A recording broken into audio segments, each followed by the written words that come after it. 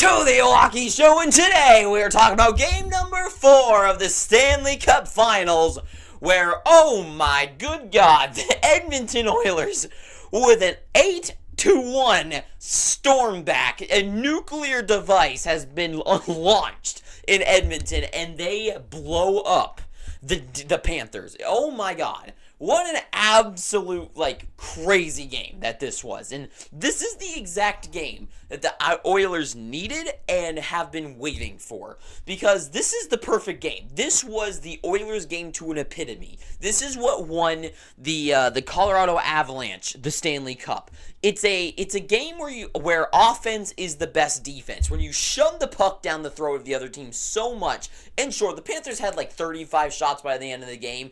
But a lot of them were a lot of chip shots, just get them onto the net. Nothing too that dangerous, which I'm going to talk about in a little bit. But this game was the Oilers' perfect epitome of offense is the best defense.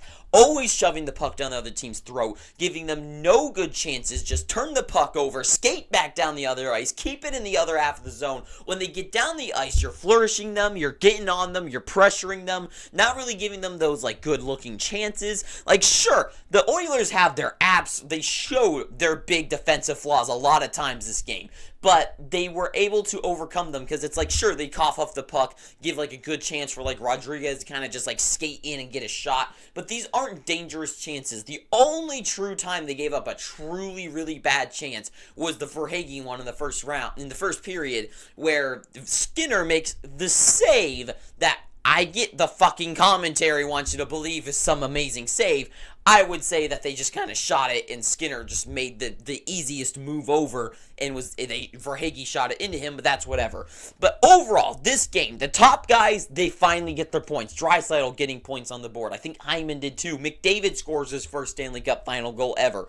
And then somehow, Nurse of all people, all the fucking people on earth, Nurse. Is Darnell Nurse, the worst player to ever have scored a goal in the finals? Seriously. I'm not one to, say he's the worst defenseman in the world, like some people want to say. But seriously, that was, the biggest, salt on the wound ever. And this was just a crazy game. And overall, they were punishing, they were scoring in different ways, and that was my biggest issue with the Oilers this whole series so far, is they've been trying to generate offense the same ways over and over again. McDavid and Draisaitl trying to do their same. McDavid and Hyman, what they kept doing is they try to squeak in through the slot, maybe a toe drag, nice move far outside, try to get into the slot somehow. They like to do their little dipsy doodle behind the net where they just trying to wrap it around, throw it into the pads of the goalie, and something might happen. You try to do the same thing over and over again, it doesn't work. It doesn't work. It doesn't matter. If you try to drive your car, but with your mind, it's not going to work, because that just doesn't work. So they kept trying to do all these things over and over again these last few games, and they finally, this game, decided to change things up, and they were scoring in different ways. Each of these goals were a different kind of goal. Janmark's goal, completely different than Henrique's goal. Holloway, and then McDavid, all these different chances where they were scoring on different opportunities. But overall, it was just a stellar game for the Oilers. Literally, I don't know if I could find a flaw in it.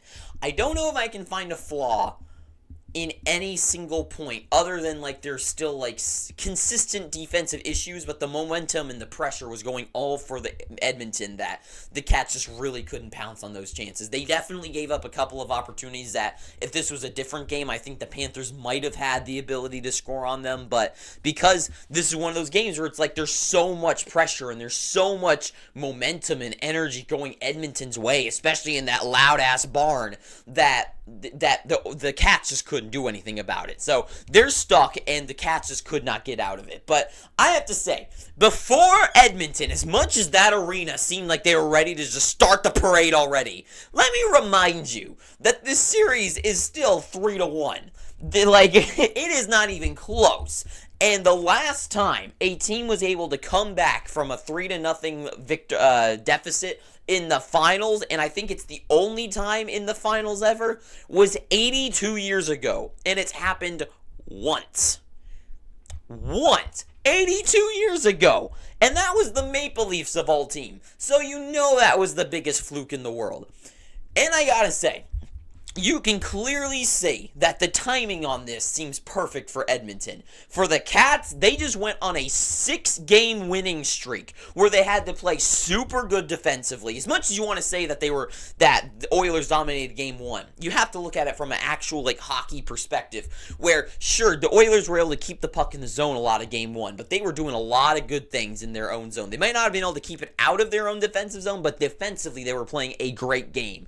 And Bobrovsky too, they've been on a killer streak. 6 games in a row spanning something like 2 weeks or something since playing against the Rangers. They've been playing against some really good offensive players, shutting them down so well that finally they broke, right? You can only do something for so long, right? If you play NHL on rookie mode and you play 400 games, eventually something, okay, maybe not on rookie mode, but something is eventually going to mess up, right? If I was to throw this pair of socks just into a bucket that's right there, right? If I did it 100 times, eventually one of those times I'm going to screw up and somehow miss.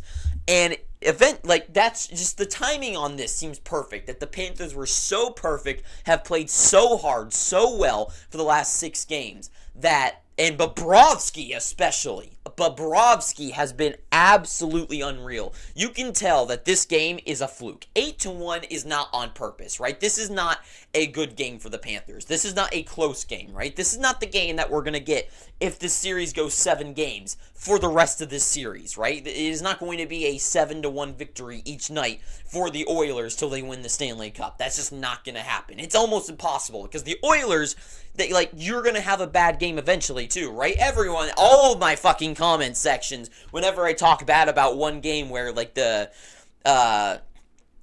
Oilers had one bad game against the Vancouver Canucks, a really bad one. I don't remember I don't remember. But I was saying about it, and everyone in the comments is have you ever heard of having a bad game before? And it's yes, and I get that. This was clearly the Panthers' bad game. They were clearly not the team that we're used to seeing in against any of these rounds. They've played such a good hockey game. All the series that they've played so far, the whole playoffs, they've been on fire. And to me, it's just they clearly were not as fast that we used to seeing them, not as physical, not as go out there, not as clean, not as good as a unit. You can clearly see that this team is they were riding that hot streak. And in Edmonton too, and Edmonton has been fighting, right? As much as I think the absolute ridiculousness of what Chris Knobloch has said, I definitely think we've deserved to win a game, then win the game, and they did. But as much as I think they're absurd, it's the Panthers, they clearly were not the team that the Oilers are going to have to beat to win the Stanley Cup. Panthers, this is a horrendous game for them, but this is not going to be the rule. This is absolutely the exception, and I don't think anyone should be going the fire's going, the oil rig, we're pumping now. No, this is ridiculous. This is clearly just a one-off game because there's a lot of flaws with this Oilers team that has to go exactly right for 4 wins in a row for them. 4 wins in a row. That has already gone so wrong. Not even 3 games in a row since Vancouver series where they've coughed off so many mistakes. Now this team has to win 4 games in a row against a team that can play an insanely good shutdown game and be so conservative. A team that can play such a good shutout game that they kept McDavid, Draisaitl, Hyman, and Nugent Hopkins to 0 goals in 3 games. This is 1 game and Draisaitl still hasn't scored a goal. Right? They've shut them down 3 games in a row. 1 game, everyone's going to lose their fucking minds now. No. This is clearly the Panthers with an amazing shutdown team. Both offense and defense can shut down and play such a strong game and do what they need to do. And in net, Bobrovsky is the best goalie in the world right now. That team they have to beat them 4 games in a row. With a team with Darnell Nurse, Cody Ceci on it, a couple of true pylons, and you've got those 2 idiots who I don't even understand how are on a Stanley Cup potential winning team. You've got that team with the miserable North Korean defense. You have Stuart Skinner in net, who is a okay goalie, but I don't care what ESPN tries to shove down our fucking throats every night that they play. Stuart Skinner is not the goaltender. He is a fine goalie, but they have to rely on him and Evan Bouchard and Darnell Nurse and Cody Ceci making all these horrible defensive mistakes. And they have to survive 4 games in a row without having one bad game. Or one bad period. Because that's what we know, is that this is the first time I've seen the Oilers play a good 60 minutes.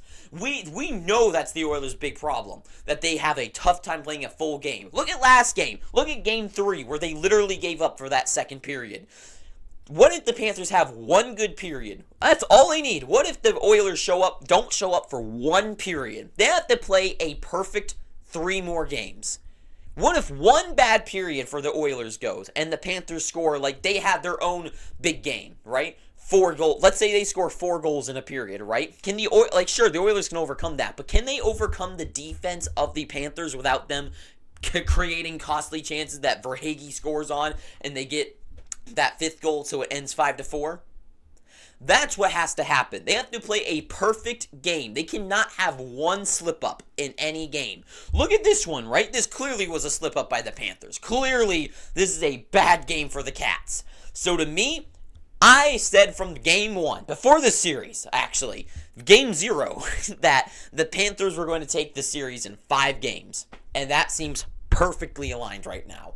And even if it's not 5, if somehow the Oilers can have a strong game and win game 6, do you really think that this team, with the horrible bottom 6, a horrible defense, and a horrible goaltending, inconsistent goaltending, are going to overcome 4 game wins in a row in the finals against a clutch team like the Cats?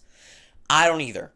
So to me, this series is clearly still primed for the Florida Panthers, and the Oilers are going to die because of their own flaws. If this team actually had a decent defense core, I would see them winning. But with the horrible defense core and the bottom 6 that can easily give up one horrible period, this team is screwed. And that's all I got to say. So thank you for watching this. If you made it this far, please, I'm begging you, please subscribe. And until next time, too sweet, have an amazing day, and ta-ta for now.